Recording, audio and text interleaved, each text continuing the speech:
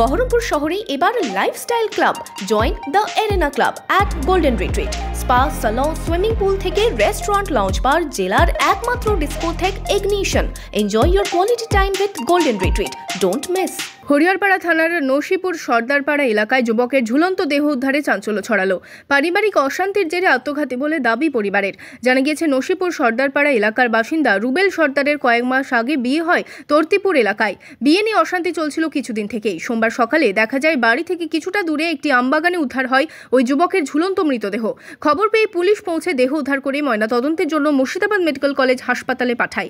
পারিবারিক অশান্তির জেরে আত্মঘাতী বলে দাবি পরিবারের। পারিবারিক অশান্তি, বউ নিয়ে। বউ নাকি ও চেন্নাই কাজে গেছে, ওর বউ অন্য জায়গায় শাশুড়ি ডিভোর্স করে বিয়ে দিতে যায়।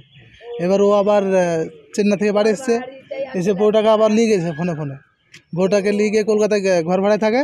ঘর ভাড়া থেকে থাকতে 4-5 দিন থাকার পরে কাছে টাকা পয়সা যা ছিল নিয়ে পালিয়ে এসছে। এবার ও এইসব নিয়ে টেনশন আছে। ওখান থেকে এসে শাশুড়ি বাড়ি গেছে, শাশুড়ি বাড়ি জায়গা পায়নি। তার আগে চেন্নাই যাওয়ার আগে বাপ মায়ের নামে বোর উপরে হয়ে কেস করেছে।